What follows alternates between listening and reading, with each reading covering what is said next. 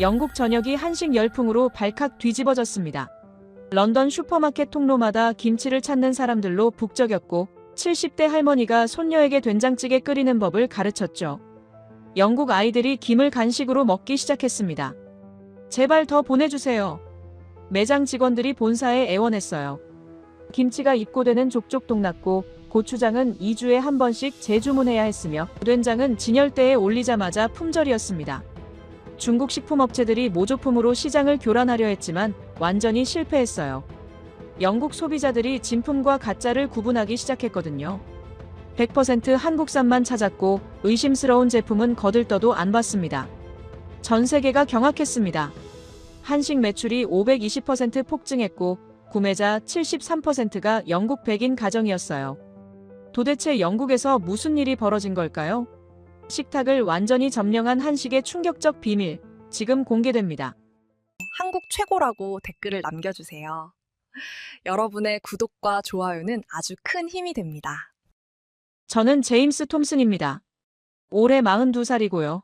영국 최대 슈퍼마켓 체인 테스코 본사에서 아시아 식품 카테고리를 담당하는 바이어죠. 이 일을 15년째 하고 있습니다. 중국 음식, 인도 음식, 태국 음식, 일본 음식까지 아시아 관련 식품이라면 뭐든 제 손을 거쳐요. 어떤 제품을 들여올지, 얼마나 주문할지, 어느 매장에 배치할지 결정하는 게 제 일입니다. 15년 동안 온갖 트렌드를 봤어요. 유기농 붐도 있었고, 비건 열풍도 있었고, 슈퍼푸드 광풍도 겪었습니다. 그런데 2025년 3월, 저는 제 경력 통틀어 가장 이해할 수 없는 현상과 마주했습니다. 월요일 아침 회의실 스크린에 뜬 숫자를 보는 순간, 저는 제 눈을 의심했습니다. 고추장 재고가 전국 매장에서 동시에 바닥났다는 보고였죠. 토요일 오전까지만 해도 멀쩡했던 재고가 일요일 저녁 폐점 시간에는 완전히 사라졌습니다. 김치도 마찬가지였어요. 주말 이틀 사이 영국 전역 테스코 매장 480여 곳에서 한식 제품들이 동시다발적으로 품절된 겁니다. 처음엔 시스템 오류라고 생각했어요. 재고 관리 시스템에 문제가 생겼거나 누군가 데이터를 잘못 입력한 거라고요. 하지만 긴급 소집된 회의실에서 확인한 실제 판매 데이터는 제 예상을 완전히 벗어났습니다. 오류가 아니었어요. 사람들이 정말로 그만큼 사간 겁니다. 본부장님이 차갑게 던진 질문이 아직도 귓가에 맴돕니다. 제임스, 이거 설명 가능한가? 스크린 속 그래프는 수직으로 솟아올랐습니다. 고추장 판매량이 전년 대비 284% 증가했어요. 김치는 367%나 폭증했고요. 믿을 수 없는 숫자였습니다. 10% 오르면 좋은 거고 20% 오르면 대박이라고 여기는 업계에서 300% 넘는 증가율이라니요. 이건 정상적인 성장이 아니었습니다. 뭔가 폭발적인 변화가 일어나고 있었어요. 더 충격적인 건 구매자 분석 데이터였습니다. 저는 당연히 한인 가정이나 아시아계 고객들이 주로 산 거라고 생각했어요. 그런데 데이터를 뜯어보니 구매자의 73%가 영국 백인 가정이었습니다. 존스 시내, 스미스 시내, 브라운 시내 같은 전형적인 영국 성씨를 가진 사람들이 고추장을 사고 김치를 담아간 겁니다. 회의실 분위기는 싸늘했어요. 본부장님은 제게 이 현상을 분석해서 보고하라고 지시했고 재무팀장은 혹시 일시적 유행 아니냐며 의심의 눈초리를 보냈습니다. 마케팅팀장은 경쟁사 움직임을 파악하라고 재촉했죠. 저는 고개를 끄덕이며 알겠다고 대답했지만 솔직히 머릿속은 혼란스러웠습니다. 15년 경력 동안 이런 비정상적인 급등세는 본 적이 없었거든요. 보통 식품 트렌드라는 게 서서히 올라가다가 정점을 찍고 완만하게 내려오는 곡선을 그립니다. 그런데 한식 제품들의 그래프는 거의 직각에 가까웠어요. 마치 로켓이 발사되듯 수직으로 치솟았습니다. 회의가 끝나고 제자리로 돌아와 컴퓨터 앞에 앉았습니다. 화면에는 또 다른 충격적인 보고가 기다리고 있었어요. 고객 문의 센터로 전화가 쏟아지고 있다는 내용이었습니다.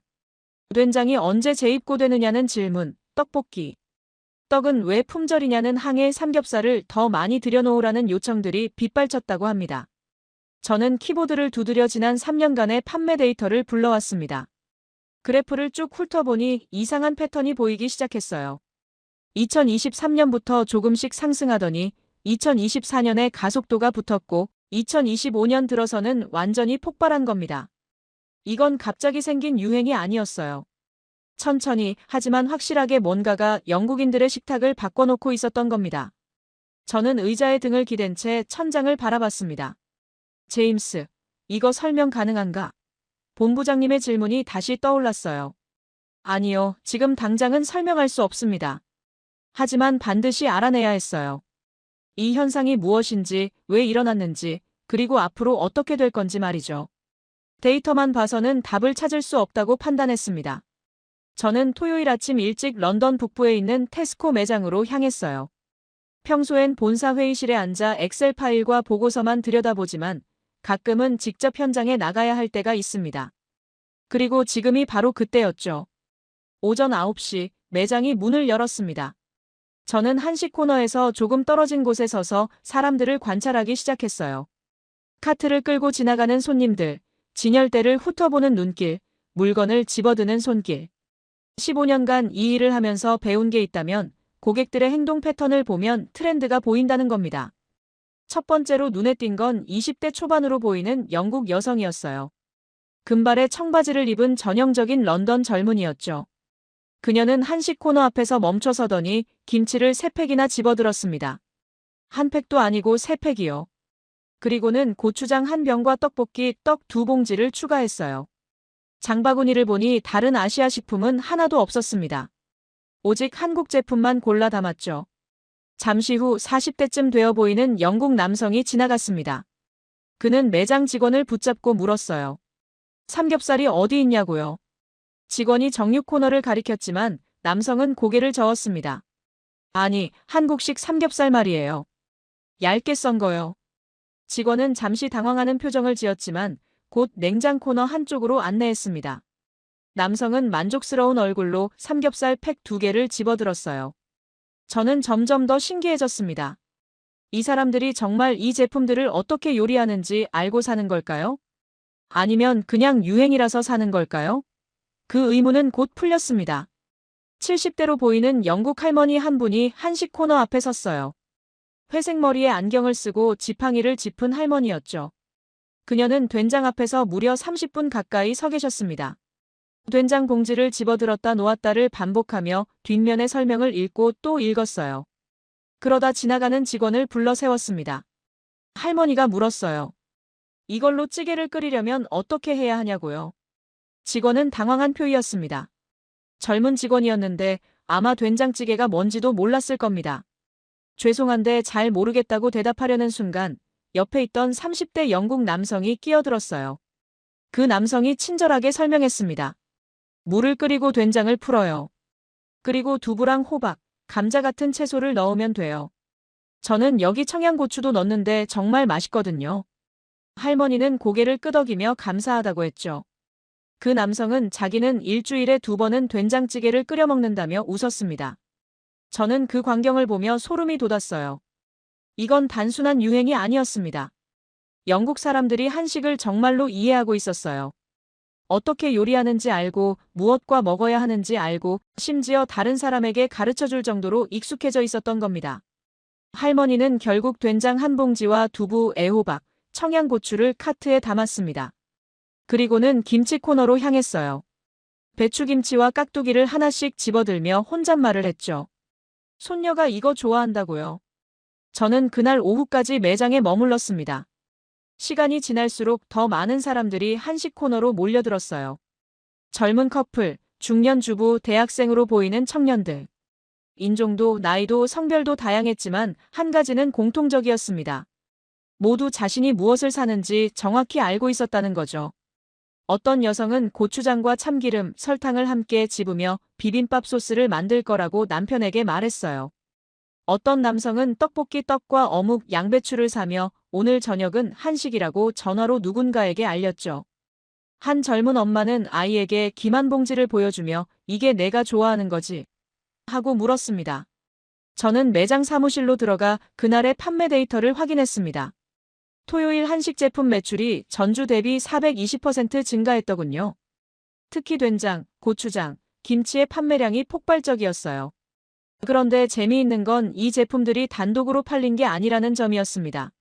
된장을 산 사람은 두부와 채소를 함께 샀고 떡볶이 떡을 산 사람은 어묵과 양배추를 샀어요. 사람들이 레시피를 알고 있다는 증거였죠. 저는 그제야 깨달았습니다. 이건 일시적인 유행이 아니에요. 식문화 자체가 바뀌고 있는 겁니다. 영국인들의 저녁 식탁에 김치가 오르고 주말 아침에 된장찌개 냄새가 나고 아이들이 김을 간식으로 먹는 시대가 온 거예요. 그리고 저는 그 변화의 한가운데 서 있었습니다. 매장에서 돌아온 저는 책상 앞에 앉아 과거 파일들을 뒤지기 시작했습니다. 2022년 회의록을 찾아 열었어요. 그때 본사에서 내린 결정이 선명하게 기록되어 있었죠. 한식 카테고리 예산 30% 삭감, 매장 진열 공간 축소, 신규 제품 도입 중단. 당시 회의록을 읽으며 제 얼굴이 화끈거렸습니다. 왜냐하면 저도 그 결정에 동의했거든요. 아니, 솔직히 말하면 제가 먼저 제안했어요. 한식은 틈새 시장일 뿐이라고요. 중국 음식이나 인도 음식에 비하면 수요가 턱없이 적다고 보고했습니다. 데이터도 그렇게 말하고 있었어요. 2022년 기준 한식 제품 매출은 전체 아시아 식품의 고작 4%였으니까요. 그때는 확신했습니다. 영국 사람들은 한식에 관심이 없다고요. 너무 맵고 냄새가 강하고 낯선 음식이라고 생각했죠. 피자나 카레, 중국 볶음밥처럼 대중화될 수 없다고 판단했습니다. 그래서 한식 코너를 매장 구석 선반 한 칸으로 줄였어요. 고추장 몇 병, 김치 몇 통, 라면 몇 박스만 놓으면 충분하다고 봤죠. 하지만 2023년 봄부터 이상한 일들이 벌어지기 시작했습니다. 김치 회전율이 갑자기 빨라졌어요. 한 달에 한 번 재주문하던 게 2주에 한 번으로 바뀌었죠. 처음엔 우연이라고 생각했습니다. 어쩌다 한인 가정들이 몰아서 산 거겠거니 했어요. 그런데 고추장도 마찬가지 현상이 나타났습니다. 재고가 예상보다 빨리 동났어요. 매장 관리자들한테서 문의가 들어왔죠. 고추장 좀 더 보내달라고요. 저는 그때도 크게 신경 쓰지 않았습니다. 약간의 수요 증가 정도로만 봤으니까요. 2023년 가을쯤 되니 무시할 수 없는 수준이 되었습니다. 한식 제품 매출이 전년 대비 60% 증가했거든요. 60%요. 저는 데이터를 다시 확인했어요. 분명 어디선가 잘못된 거라고 생각했죠. 하지만 숫자는 정확했습니다. 2024년 들어서는 상황이 더 심각해졌어요. 매출 그래프가 수직으로 올라가기 시작했습니다. 1분기에 110% 증가, 2분기에 150%, 3분기에는 200%를 넘어섰죠. 저는 그제야 뭔가 큰 변화가 일어나고 있다는 걸 인정할 수밖에 없었습니다. 하지만 너무 늦었어요. 한식 코너는 여전히 매장 구석 작은 공간에 머물러 있었고 신규 제품 도입은 중단된 상태였으니까요. 고객들의 불만이 쏟아지기 시작했습니다. 왜 이렇게 품목이 적냐는 항해, 왜 자꾸 품절이냐는 문의, 다른 제품은 없냐는 요청들이 빗발쳤어요. 2025년 3월 현재 상황은 제 통제를 완전히 벗어났습니다. 한식 코너 공간이 턱없이 부족했어요. 선반 하나로는 감당이 안 되는 수준이었죠. 어떤 매장에서는 한식 제품을 바닥에 쌓아놓기까지 했습니다. 고객들은 왜 제대로 진열도 안 하냐며 화를 냈어요. 더 큰 문제는 경쟁사들이 움직이기 시작했다는 겁니다. 3월 둘째 주 세인즈베리가 발표했어요. 한식 코너를 2배로 확장한다고요. 신규 한식 제품 50종을 도입하고 전담 바이어를 배치한다는 계획까지 공개했습니다. 웨이트로즈도 프리미엄 한식 라인을 출시한다고 했고요. 저는 책상 앞에 앉아 머리를 감싸쥐었습니다. 내가 뭘 놓친 거지? 2022년 제가 한식은 안 된다고 판단했을 때 놓친 게 뭘까요? 데이터는 분명 그렇게 말하고 있었는데 왜 이렇게 됐을까요? 그때 문득 깨달았습니다. 저는 과거 데이터만 봤어요. 사람들이 이미 먹고 있던 것, 익숙한 것만 봤죠. 하지만 식문화는 고정된 게 아니었습니다. 변하는 거예요. 사람들의 입맛이 바뀌고 새로운 음식을 받아들이고 낯선 맛에 익숙해지는 겁니다. 저는 영국 사람들이 절대 한식을 좋아하지 않을 거라고 단정지었어요. 왜냐하면 지금까지 안 먹었으니까요. 하지만 그건 기회가 없어서였을 수도 있죠. 알려지지 않아서 접근하기 어려워서 안 먹었던 거였을 수 있습니다. 컴퓨터 화면에 뜬 경쟁사 보도자료를 보며 저는 주먹을 쥐었습니다. 이대로는 안 돼요. 세인즈베리나 웨이트로즈한테 시장을 빼앗길 순 없었습니다. 테스코가 영국 최대 슈퍼마켓인데 한식 카테고리에서 뒤처진다는 건 말이 안 됐어요. 저는 새 문서를 열고 타이핑을 시작했습니다. 긴급 제안서였죠. 제목은 간단했습니다. 한식 카테고리 전면 재편 계획. 내용은 대담했어요. 한식 코너 3배 확장, 신규 제품 100종 도입, 전담팀 구성, 그리고 투자금 220만 파운드. 손가락이 떨렸습니다. 이 제안이 받아들여지지 않으면 제 경력에 큰 타격이 될 거예요. 하지만 지금 하지 않으면 더 큰 기회를 놓치는 겁니다. 저는 심호흡을 하고 저장 버튼을 눌렀습니다. 내일 아침 이사회에 이 제안서를 올리기로 결심했죠. 제안서를 제출한 다음 날, 저는 본사 전략실에 분석을 의뢰했습니다. 단순한 매출 데이터만으로는 부족했어요. 왜 이런 현상이 일어났는지, 누가 사는지, 어떻게 소비하는지 정확히 알아야 했죠. 이사회를 설득하려면 확실한 근거가 필요했으니까요. 일주일 후, 분석 결과가 도착했습니다. 보고서 두께만 해도 50페이지가 넘었어요. 저는 회의실에 홀로 앉아 한 장 한 장 넘기며 읽기 시작했죠. 첫 페이지를 보는 순간부터 심장이 빨리 뛰었습니다. 구글 검색 데이터부터 충격적이었어요. 영국에서 한식 관련 검색량이 2200% 증가했더군요. 2023년과 2025년을 비교한 수치였습니다. 김치 레시피, 비빔밥 만드는 법, 고추장 사용법, 떡볶이 요리법 같은 검색어들이 폭발적으로 늘어났어요. 더 놀라운 건 소셜미디어 데이터였습니다. 틱톡에서 한국 음식을 언급한 게시물이 2023년에는 9,400건이었는데 2025년에는 7만 8천 건으로 뛰었어요. 거의 8배가 넘는 증가율이죠. 영국 젊은이들이 한식 먹방을 찍고 한식 요리 영상을 올리고 한식당 방문 후기를 공유하고 있었습니다. 구매자 연령대 분석도 흥미로웠어요. 저는 당연히 20, 30대 젊은 층이 주 고객일 거라고 예상했습니다. 하지만 데이터는 달랐어요. 60대 이상이 34%, 30, 40대가 48%였죠. 중장년층이 절반 이상이었던 겁니다. 이건 의외였어요. 보통 새로운 음식 트렌드는 젊은 층에서 시작해서 천천히 윗세대로 퍼지거든요. 그런데 한식은 모든 연령대가 동시에 받아들이고 있었습니다. 70대 할머니도 사고, 20대 대학생도 사고, 40대 가장도 샀어요. 재구매율 데이터를 보고는 입이 떡 벌어졌습니다. 한식 제품을 한 번 산 사람 중 78%가 다시 샀어요. 중국 음식은 42%, 인도 음식은 51%였는데 한식은 78%였죠. 이게 무슨 의미인지 아시나요? 사람들이 한 번 먹어보고 계속 찾는다는 겁니다. 일시적 호기심이 아니라 진짜 좋아하게 된 거예요. 저는 보고서를 계속 넘겼습니다. 그러다 결정적인 페이지를 발견했어요. 넷플릭스 시청 데이터와의 상관관계 분석이었습니다. 흑백 요리사라는 한국 요리 프로그램을 본 영국 시청자 중 82%가 한 달 이내에 한식 제품을 구매했더군요. 이건 엄청난 수치예요. 텔레비전 프로그램이 실제 구매로 이어지는 비율은 보통 10%도 안 됩니다. 그런데 82%라니요.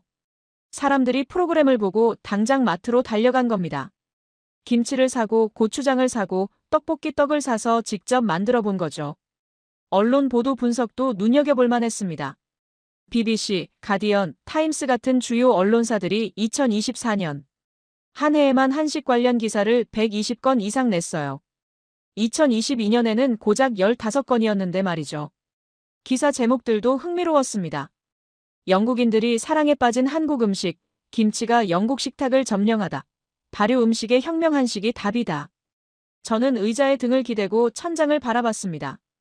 이 모든 데이터가 한 가지 사실을 가리키고 있었어요. 우리는 지금 식문화 혁명을 목격하고 있다는 거죠. 단순한 유행이 아니에요. 영국 사람들의 입맛 자체가 바뀌고 있는 겁니다. 보고서 마지막 페이지에는 예측 모델이 있었습니다. 현재 추세가 계속된다면 2026년 말까지 한식 제품 시장 규모가 3억 파운드를 돌파할 거라는 예측이었어요. 3억 파운드요? 2022년에는 2천만 파운드 정도였던 시장이 15배로 커지는 겁니다. 저는 보고서를 덮고 휴대폰을 꺼냈습니다. 본부장님께 문자를 보냈죠. 긴급회의 요청합니다. 지금 당장 뵙고 싶습니다. 3분 후 답장이 왔어요. 내일 오전 10시 이사회실에서 보자고요. 그날 밤 저는 잠을 거의 못 잤습니다. 발표 자료를 만들고 또 만들었어요. 숫자를 점검하고 그래프를 그리고 논리를 다듬었죠. 이사진을 설득할 단 한 번의 기회였습니다. 실패하면 한식 시장은 경쟁사들이 다 가져갈 거예요. 다음 날 아침, 저는 이사회실 앞에 섰습니다. 손에 든 보고서가 묵직했어요. 하지만 그 무게가 든든하게 느껴졌습니다. 이건 제 추측이 아니에요. 데이터가 말하는 진실이었으니까요. 저는 심호흡을 하고 문을 열었습니다. 이사회실 문을 열자 12명의 임원진이 저를 바라봤습니다. 본부장님, 재무담당 이사, 마케팅 이사, 운영 이사, 그리고 최고 경영자까지 모두 자리에 앉아 있었어요. 평소보다 훨씬 많은 사람들이었죠. 이 안건이 얼마나 중요한지 모두가 인식하고 있다는 뜻이었습니다. 저는 프레젠테이션을 시작했습니다. 첫 슬라이드에는 간단한 문장 하나만 띄웠어요. 우리는 지금 3억 파운드 시장을 놓치고 있습니다. 재무이사의 눈썹이 올라갔죠. 데이터를 하나씩 보여드렸습니다.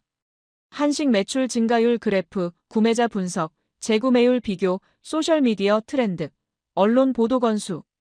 숫자들이 스크린에 뜰 때마다 회의실 분위기가 달라지는 게 느껴졌어요.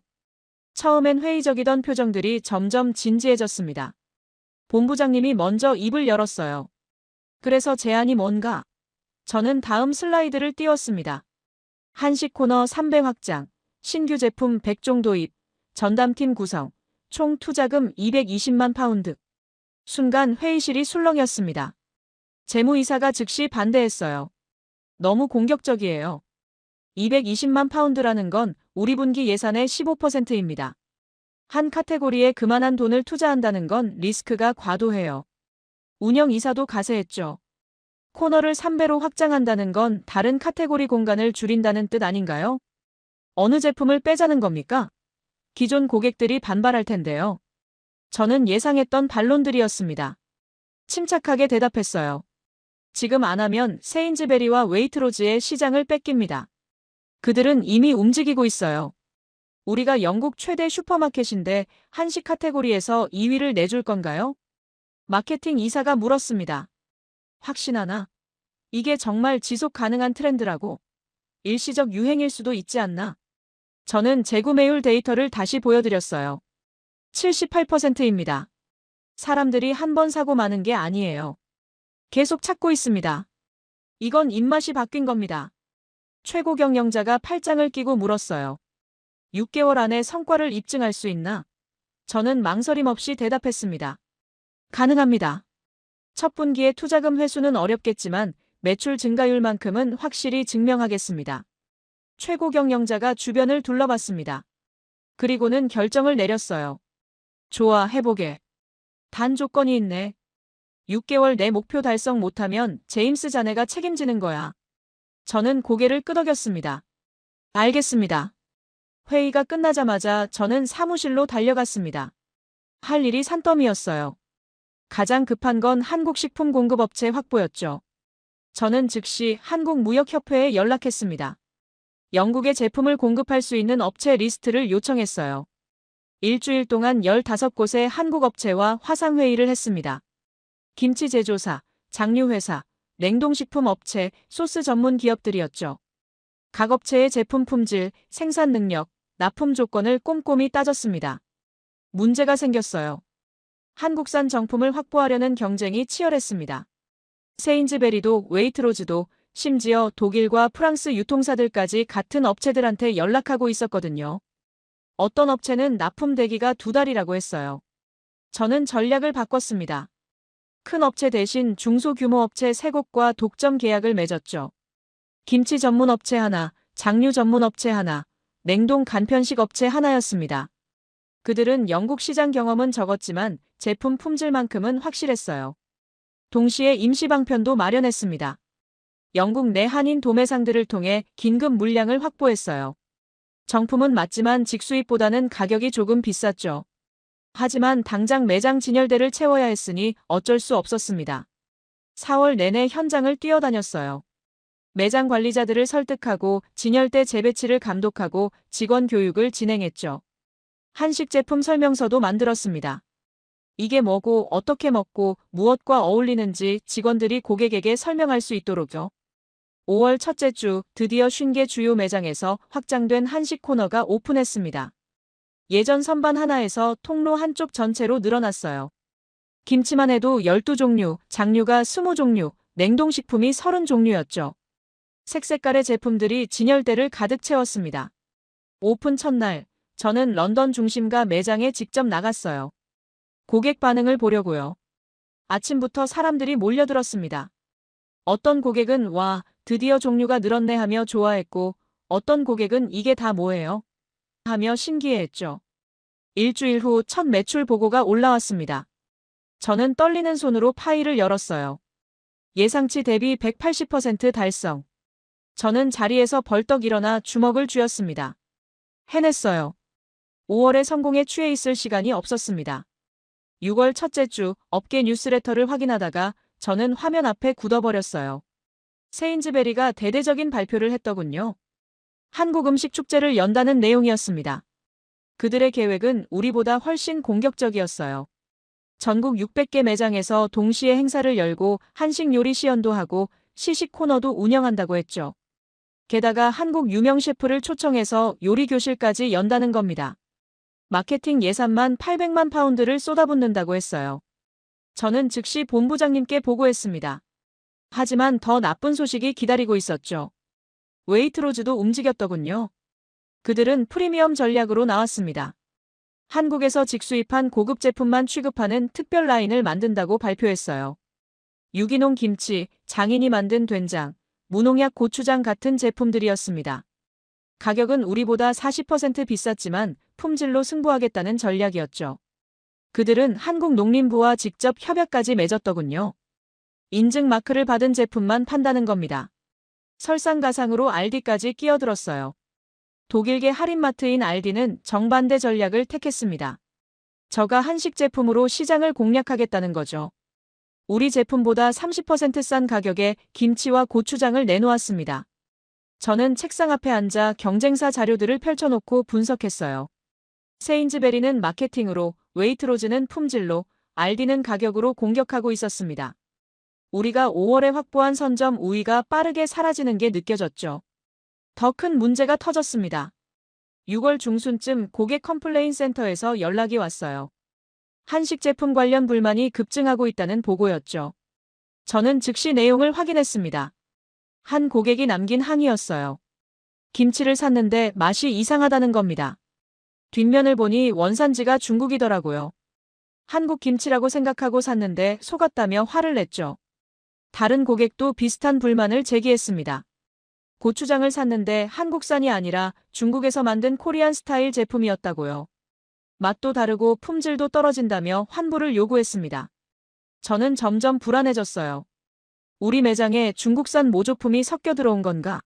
즉시 조사에 착수했습니다. 각 매장에 판매 중인 한식 제품 목록과 원산지를 전부 보고하라고 지시했죠.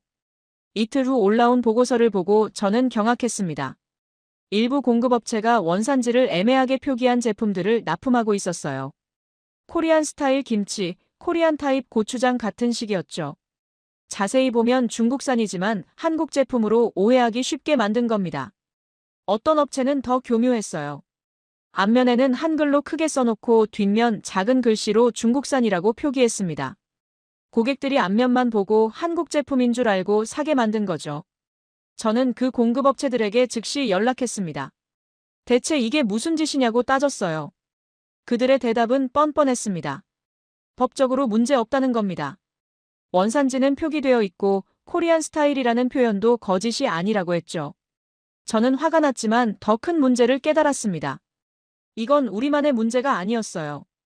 업계 전체가 비슷한 상황이었죠. 한식 열풍이 일자 중국 업체들이 대거 모조품을 만들어낸 겁니다. 코리안 김치, 코리안 소스, 코리안 누들이라는 이름을 달고 영국 시장에 쏟아져 들어왔어요. 어느 날 한 고객이 매장에 직접 찾아왔습니다. 60대쯤 되어 보이는 남성이었는데 손에 김치통을 들고 있었어요. 그는 차분하지만 단호하게 말했습니다. 저는 한국에 다녀왔어요.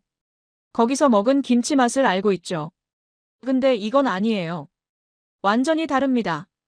그 남성은 계속 말했어요. 저는 진짜 한국 김치를 사고 싶어요. 이런 가짜 말고요. 테스코가 제대로 된 제품을 팔아주길 바랍니다. 그 말이 제 가슴을 찔렀습니다. 저는 그날 밤 사무실에 혼자 남아 생각했어요. 우리가 뭘 하고 있는 건가? 단순히 매출만 올리면 되는 걸까? 아니면 고객들에게 진짜 가치를 제공해야 하는 걸까? 경쟁사들은 숫자 싸움을 하고 있었습니다. 더 많은 제품, 더 싼 가격, 더 화려한 마케팅. 하지만 정작 중요한 건 품질 아닌가요? 진정성 아닌가요? 저는 결심했습니다. 진짜와 가짜를 구분해야겠다고요. 테스코는 100% 한국산 정품만 판매하는 곳이 되어야 한다고요. 그게 장기적으로 고객 신뢰를 얻는 길이라고 확신했습니다. 7월 첫 월요일, 저는 전격적인 결정을 내렸습니다. 모든 한식 제품의 원산지를 전면 재검증하겠다고 선언했어요. 단 하나라도 의심스러운 제품은 즉시 판매 중단한다고 발표했죠. 공급팀 직원들이 반대했습니다. 지금 한식 제품이 얼마나 잘 팔리는데요? 매출에 타격이 클 겁니다. 하지만 저는 물러서지 않았어요. 지금 당장은 손해보더라도 장기적으로는 이게 맞는 길이라고 확신했으니까요. 검증 작업은 생각보다 복잡했습니다. 우리가 판매하는 한식 제품이 240여 종이었는데 각 제품마다 제조사, 원산지, 유통 경로를 일일이 확인해야 했죠. 직원 10명을 투입해서 일주일 동안 매달렸습니다.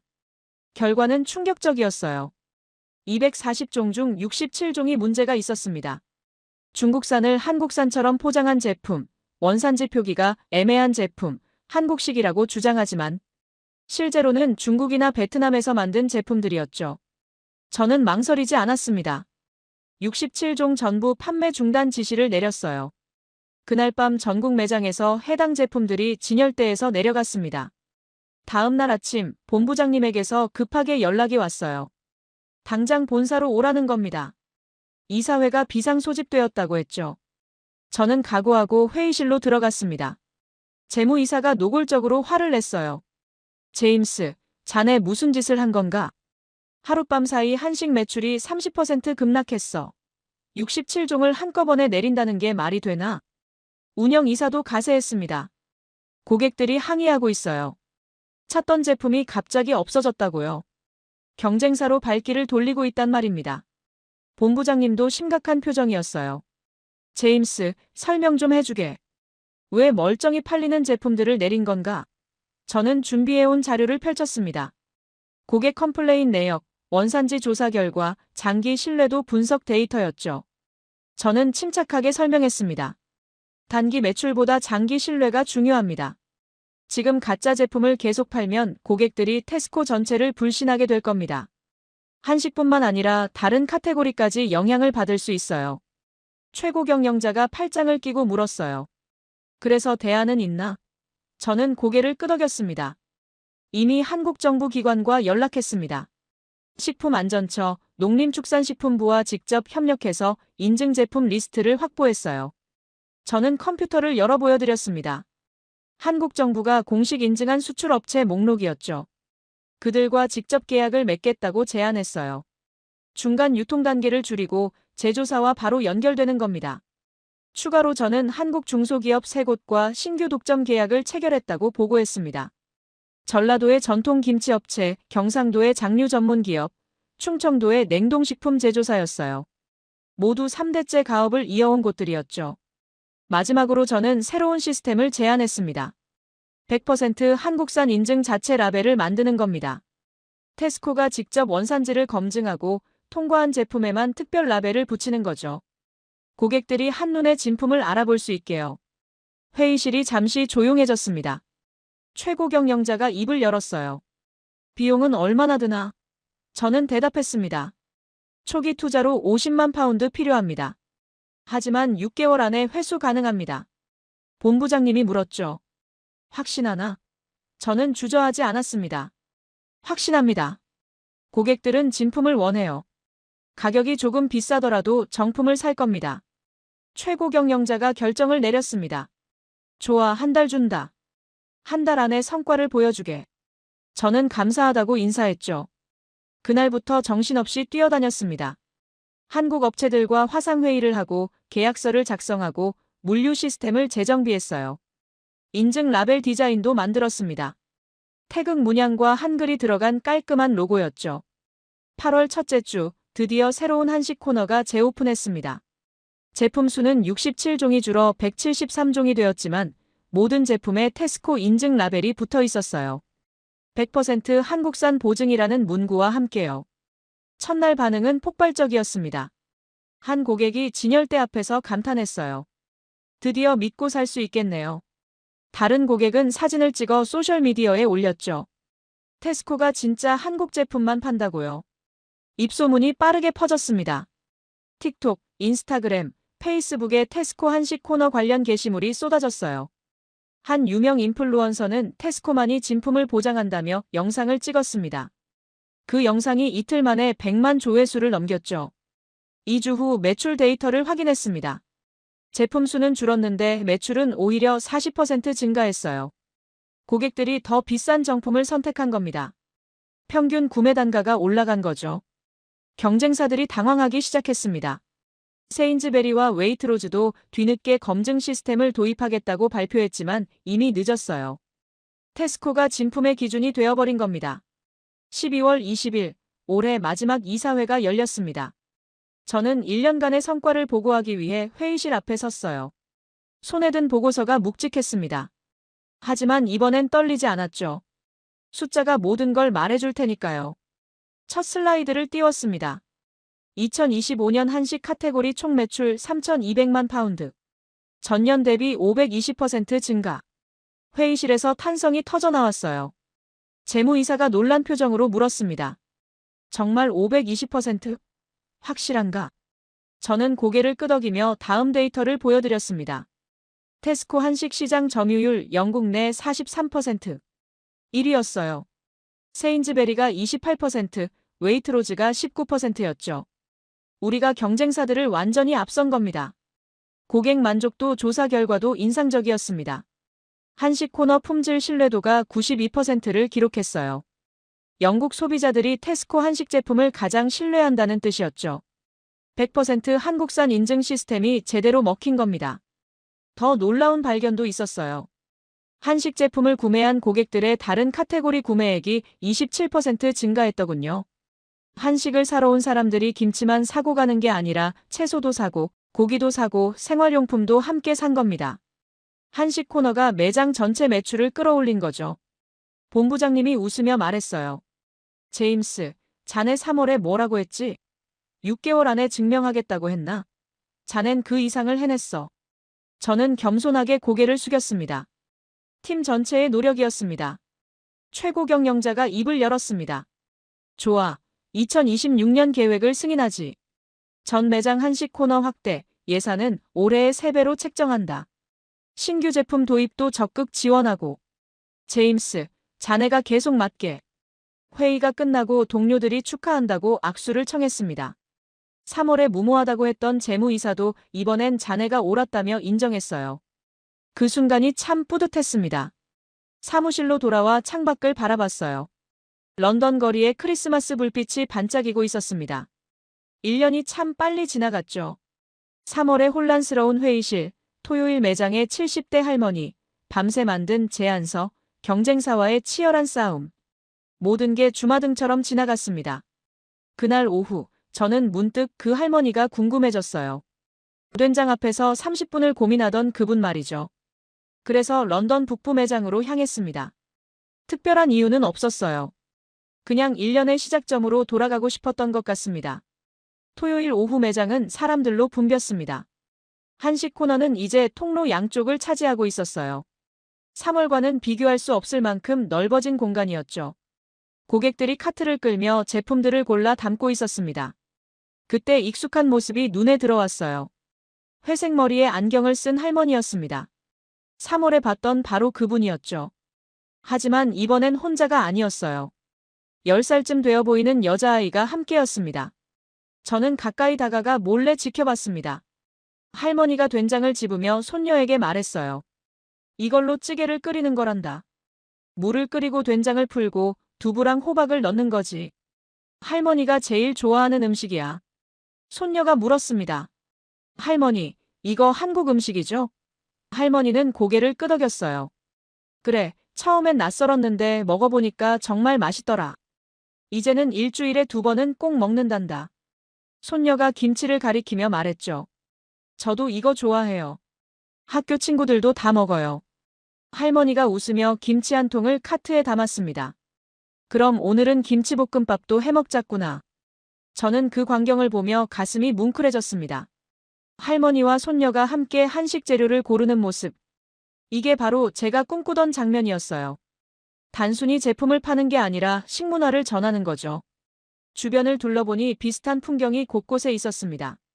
젊은 엄마가 아이에게 김을 보여주고 중년 남성이 떡볶이 떡을 고르고 대학생들이 라면 코너 앞에서 고민하고 있었어요. 이젠 너무나 자연스러운 일상이 되어버린 겁니다.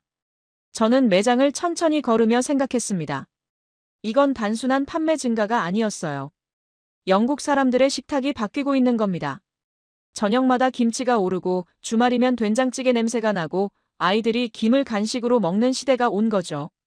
그리고 저는 그 변화의 한가운데 있었습니다. 데이터를 분석하고 결정을 내리고 위험을 감수하고 신념을 지킨 결과였어요. 3월의 혼란스러운 회의실에서 시작된 일련의 여정이 여기까지 온 겁니다. 입구 구역으로 가보니 새로 도착한 한국산 제품들이 쌓여 있었습니다. 김치, 된장, 고추장, 떡볶이 떡, 냉동 만두, 즉석국, 소스류까지. 색색깔의 상자들이 진열대를 기다리고 있었죠. 직원 한 명이 제게 인사했어요. 요즘 이 제품들이 들어오는 족족 나가요. 재고 관리가 정말 바빠졌습니다. 저는 웃으며 대답했죠. 그게 좋은 거예요. 사람들이 찾는다는 뜻이니까요. 매장을 나서며 뒤돌아봤습니다. 한식 코너에 여전히 사람들이 가득했어요. 그들 하나하나가 영국 식문화의 조용한 혁명에 참여하고 있었습니다. 그리고 저는 그 혁명을 가능하게 만든 사람 중 하나였죠.